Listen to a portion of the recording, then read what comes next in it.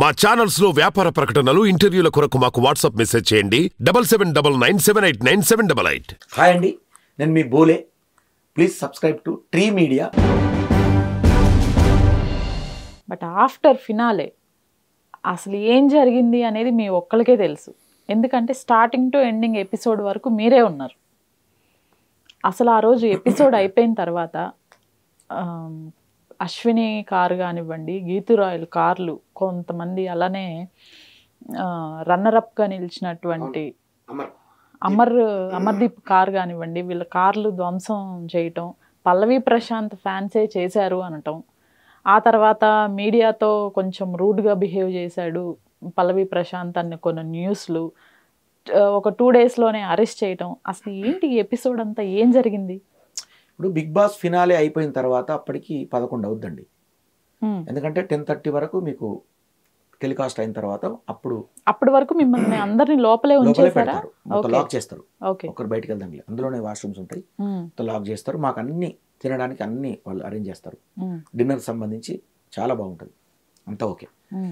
దాని తర్వాత 11 అవుద్ది. ఇంకా 11 అలా అలా అలా అలా అందరితో కలిసి మళ్ళీ బాయ్ చెప్పి అంత హాయ్ బాయ్ చెప్పుకునేసరికి 11:30 అవుద్ది, 12 కూడా అవుద్ది. అయితే ఇప్పుడు ఏం చేశారు, 11 అయిపోగానే చాలామంది బయటకు వచ్చేసిండ్రు, కొంతమంది వెళ్ళిపోదామని. వాళ్ళు కూడా చెప్తారు ఎప్పుడు కూడా అండి, బిగ్ బాస్ వాళ్ళకి తెలుసు, ఆ గ్రూప్ తెలుసు. ఏం తెలుసు, ఇప్పుడు బయటికి వెళ్తే వీళ్ళ మీద ప్రాబ్లం అవుద్ది అని వాళ్ళు చెప్తూనే ఉన్నారు మాకు. మీరు ఎందుకు వెళ్ళడం అంటారు వాళ్ళు, వెళ్ళొద్దు. ఒకవేళ వెళ్తే వాళ్ళు ఇక మేమేమో వెళ్దామని ఇక తొందర పెడతా ఉంటాం. అప్పుడు వాళ్ళు ఏం చేస్తారంటే కార్లని గ్రూప్ చేస్తారు, ఒక 6-7 కార్లు, ఒక 2 వెళ్ళనియరు, ఒంటరి ఒక్క కార్ని వెళ్ళనియరు. 5-6 కార్లు ఒకేసారి పంపించి బయటికి పంపించేస్తారు. అట్లనే పంపించారు మమ్మల్ని. పంపించేసరికి కొంతమంది ఆ గేట్ నుంచి మళ్ళీ పక్క గల్లీకి, ఈ గల్లీ నుంచి ఆ గల్లీకి వెళ్ళేసరికి అక్కడ జనం ఇక్కడ జనం ఇక్కడ జనం, అప్పుడు ఇండివిజువల్ అయిపోయినాయి అన్నీ. అయిపోయేసరికి ఇప్పుడు ఏమైంది, ఇండివిజువల్గా అటాక్ చేసాను అందరూ. ఇప్పుడు జనాలు ఆ టైంలో ఎలా ఉంటారంటే, ఫర్ ఎగ్జాంపుల్ ఇప్పుడు నేను ఏమంటున్నా అంటే, మళ్ళీ దీన్ని నేను కాంట్రవర్సీ చేయను, తప్పు. ఒకరి అభిమానులు ఒకరి కాలద్దాలు వాళ్ళ కొట్టిండ్రు అని అంటారు కదా. ఫర్ ఎగ్జాంపుల్ ఇప్పుడు అమర్ గెలవలేదా ఊరికే అంటున్నా, ఇది అమర్ గెలవలేదని కోపంతో అమర్ కాలద్దాలు వాళ్ళ కొట్టచ్చు కదా. ఫర్ ఎగ్జాంపుల్ ఊరికే ఎలా తెలుసు అంటున్నా. ఇప్పుడు నేను చెప్పింది కూడా ఫేక్ మాట చెప్తున్నా. అవును అరే అమర్ నువ్వు గెలవలే, నువ్వు ఎందుకు గెలవలేదా, నీ అద్దాలు వాళ్ళ కొడతావు అని పలగొట్టొచ్చుగా, కోపంతో అభిమానంగా పలగొట్టొచ్చుగా. అంటే పలగొట్టే వాళ్ళకి ఇది అని ఎవరికి తెలుసు, వాళ్ళ ఆలోచన. పోనీ డ్రంక్ అంటే బాగా తాగి చేయొచ్చు కదా, లేకపోతే ఊరికే ఏదో ఇది చేయాలని కూడా, డిస్టర్బెన్స్ చేయాలని కూడా చేయొచ్చు.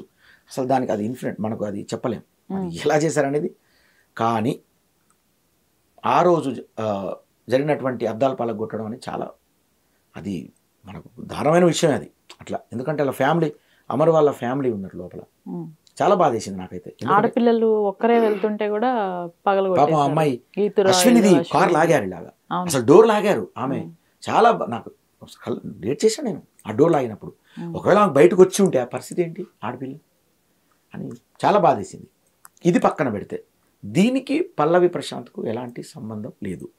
ఒకటి, పల్లవి ప్రశాంత్ ఒక చిన్న మిస్టేక్ ఏంటంటే, అది తను అనుకున్నాడు, అందరం అనుకున్నది చిన్న మిస్టేక్ అది. కానీ జైల్లో వేసే మిస్టేక్ కాదు అది, అతన్ని జైల్లో తీసుకుపోయేసేటువంటి మిస్టేక్ అది కాదు. అదేంటంటే వీళ్ళు జనాలంతా ఎక్కువ అయిపోయినరు, బాగా మూకుమ్మడిగా ఇది చేస్తాండ్రు జనం. ఇక్కడ లాండ్ అండ్ ఆర్డర్ ఇష్యూ ఉంది అని చెప్పారు. చెప్తే మనోడు ఏం చేసిండంటే, లాండ్ అండ్ ఆర్డర్ ఇష్యూ అంటే అతనికి ప్రొఫెషనల్గా తెలియదు ఇదంతా. అంటే ఎందుకు ఇట్లా పోలీసులు చేస్తాను, నా అభిమానులు కదా, మరి వీళ్ళు ఇట్లా వెళ్ళిపోతా అంటే నన్ను అపార్థం చేసుకొని, మరి నా మీద నన్ను కూడా అపార్థం చేసుకుంటే జనాలకి ఇన్ని రోజులు ఉన్న నాకు ఓట్లు వేసిన వాళ్ళు వీళ్ళ కోసం నేను ఒకసారి అభివాదం అట్లా చేయకపోవడం చేస్తా అన్నట్టుగా అతని ఆలోచన కాకపోవచ్చు, అది పక్కన అందియొచ్చు ఎవరో ఫ్రెండ్స్, మళ్ళీ పోదాం అని చెప్పి తిరిగి మళ్ళీ రావడం, అదొక్కటే మిస్టేక్. అది జైల్లో వేసే మిస్టేక్ అయితే కాదు. ఇది పక్క. వెళ్ళిపోయిన అతను మళ్ళీ రిటర్న్ వచ్చి మళ్ళీ వాళ్ళకి అభిమానం చేసి వెళ్ళిపోయాడు. కానీ అతను రిటర్న్ రావడం వల్లనో ఇది చేయడం వల్లనో కారద్దాల వల్ల లేదు. కారు అద్దాలు బస్సు అద్దాలు పలిగినప్పుడు అతను లోపల ఉన్నాడు 10:30 మాతో చికెన్ లాలీపాప్స్ తింటాడు పల్లవి ప్రశాంత్. మేమంతా కలిసి తిన్నాం. అది కూడా చెప్తాను. ఇక్కడ కారు అద్దాలు పలుతున్నప్పుడు మేము చికెన్ లాలీపాప్స్ తింటాను. మాకేం సంబంధం? ఆకలి అవుతుంది మాకు, మేము అన్నం తింటాం. అదే అంటున్నా. ఇప్పుడు కోర్టుకు వెళ్ళిన తర్వాత నేను ఉన్నా కాబట్టి పోలీస్ స్టేషన్ తీసుకెళ్ళగానే పోలీస్ స్టేషన్ అంటే నాకు అర్థం కాలేదు. పోలీస్ స్టేషన్ ఏంటి, అరెస్ట్ ఏంటి, నాకు పిచ్చిలేసింది. అరెస్టా అంటే పల్లవి ప్రశాంత్ బయటకు వచ్చి అప్పుడే ఏదో స్మగ్లింగ్ చేసిండా అనుకున్నా. అరెస్ట్ అవుతాడా, అప్పుడే ఏదో ఫ్రాడ్ చేసిండా ఎవరినన్నా అనుకున్నా. బాధ అయింది. పోలీస్ స్టేషన్కి పోయినా. అక్కడి నుంచి అంటే జడ్జి గారిని విచారించి పంపించేసిన జైలుకి అంటారు. నేను షాక్. ఏసీపీ గారు ఏంటండి ఇది అసలు అలా ఎలా ఉంటుంది సార్? ఇది ఒక సమాజానికి ఇన్ని రోజులు ఓట్లేసి గెలిపించినటువంటి ఒక వ్యక్తి, ఈ సమాజానికి ఒక ఇన్స్పిరేషన్ అందించినటువంటి వ్యక్తి, ఒక మట్టి బిడ్డ స్థాయి నుంచి ఒక స్థాయికి వెళ్ళిన వ్యక్తి ఇంత టైటిల్ని సంపాదించిన తర్వాత వీలైతే మీరు అతను పిలిచి అతను క్లాస్ ఇచ్చి ఏదో ఒక చిన్న ఒక దాన్ని ఏమంటారు, పిలిచిన తర్వాత పిలిచి అతన్ని మీరు దాన్ని ఏమంటారు, పోలీసులు మనకి చెప్తారు కదా, కౌన్సిలింగ్ ఎగ్జాక్ట్లీ కౌన్సిలింగ్ ఇస్తే సరిపోయేది. ఒకవేళ మీకు అంత ఇదైతే మళ్ళీ పోలీసులు ఫోటో దిగిన అతను. ఇక్కడ నేను పోలీసుని తప్పు పట్టట్లేదు, అది కూడా చెప్తున్నా. ఇప్పుడు ఎందుకు పట్టట్లేదు అంటే వాళ్ళు ఆన్ డ్యూటీలో పర్ఫెక్ట్గా ఉన్నారు, వాళ్ళు డౌట్ లేదు. వాళ్ళకి ఏంటంటే ఇది చెప్పింది వినలేదు కాబట్టి ఆ సెక్షన్స్ ఉంటాయి దానికి సంబంధించి, ఆ సెక్షన్కి సంబంధించి కేసు అతని మీద పుట్ట చేసిండ్రు, పెట్టిండ్రు. సో వాళ్ళు సెక్షన్ మీద లా ప్రకారం వాళ్ళు పెట్టారు కాబట్టి, చట్ట ప్రకారం పెట్టారు కాబట్టి మనం కూడా చట్ట ప్రకారం వెళ్ళి వాళ్ళు అతన్ని నేను బెయిల్ మీద బయటికి తీసుకొచ్చిన. దగ్గర ఉండి లాయర్లు అప్పుడు వినోద్ అన్న, చాలామంది, లక్ష్మణ్, వీళ్ళంతా లాయర్లు కలిసి. ఇప్పుడు బెయిల్ పైనే ఉన్నాడండి ప్రశాంత్? బెయిల్ పైనే ఉన్నాడు. ఇప్పుడు 14 days, ఇప్పుడు ఎందులో తెలియదు నాకు. 14 days తర్వాత మొన్ననే అటెండ్ అయ్యింది కోర్టుకు. మళ్ళీ ఇప్పుడు అయిపోతుంది. బెయిల్ అయిపోయిన తర్వాత మళ్ళీ చిన్న చిన్నవి జరుగుతూ ఉంటాయి మధ్యలో.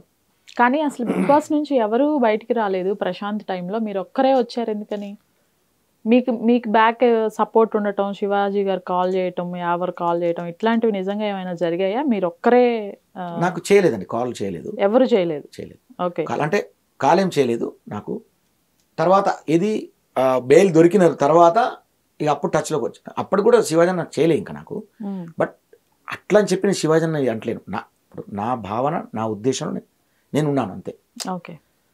తర్వాత శివాజీ అన్న మళ్ళీ ఏదో బయట చూశాను అంతే. చాలామంది అడిగారు నన్ను, బయటలో కనీసం మీకు పేరు కూడా చెప్పలేదు అది ఏంటని. నేను అన్నాను, పేరు చెప్పలేదు అంటే అది నా పేరు అంటే నన్ను ఎందుకు పొగడాలి ఆయనే అని నేను అనుకున్నాను. అంటే నేను ఇప్పుడు ఒకటండి, ఎవరి ఉద్దేశం వాళ్ళది, ఎవరి సెల్ఫ్ ఇది సాటిస్ఫాక్షన్ వాళ్ళది కదా, ఎవరి త్యాగం వాళ్ళది, ఎవరి ఫ్రెండ్షిప్ వాళ్ళది. నాకు అనిపించింది నేను చేశాను అంతే. నాకు అనవసరం, వాళ్ళకి రాలేదు నాకు వచ్చిందని నేను అనుకోను, నాకు సంబంధం లేదు అది. ఇప్పుడు ఆ నొప్పి నాకు నొప్పేసింది, నాకు బాధ అనిపించింది, నేను వెళ్ళాను వెంటనే. ఎందుకంటే బిగ్ బాస్లో ఉన్నప్పుడు అతని గురించి నాకు తెలిసి అంత ఆటగాడు, అంత బాగా ఆడి, అంత కష్టపడి కిందపడి దెబ్బలు తగిలించుకొని ఆగం అయినోడు, అతని గురించి నేను కళ్ళ నీళ్ళు తీసిన లోపల. బయటకు వచ్చిన తర్వాత టైటిల్ గెలుచుకున్నాడు. అతని మీద నా రేంజ్ ఎలా ఉంటుందో ఆలోచించండి. అబ్బా అసలు ఇంత వ్యక్తి అసలు గెలుచుకొని కూడా వచ్చిండు, జైలు పోవడైంది, షాక్ అయినా అసలు. ఆ బిగ్ బాస్ టైటిల్ తీసుకుపోయి జైలు వేసుడైంది. ఈ ఎపిసోడ్ వరకు ఓకే, విన్ అయి ఇంటికి వెళ్ళిన తర్వాత మీడియా పైన రూడ్గా మాట్లాడటం, ఈ ఎపిసోడ్ తెలుసా మీకు? వీడియోస్ బయటకు వచ్చినాయి కదా, చాలా మంది యూట్యూబర్స్ ఎవరైతే అతన్ని సపోర్ట్ చేసి లోపలికి పంపారో ఆ తర్వాత బయటకు వచ్చాక చిరాకులో కాదండి. తర్వాత ఏందండి, ఇప్పుడు 100 మంది ఎగబడ్డప్పుడు ఒక టైటిల్ గెలుచుకున్న మనిషికి అంతమంది, ఇప్పుడు కనీసం 200 మంది వచ్చినట మీడియా వచ్చినప్పుడు అతను ఎవరు కనిస్తాడు? ఆ ప్రయత్నంలో ఇరిటేట్ కావచ్చు.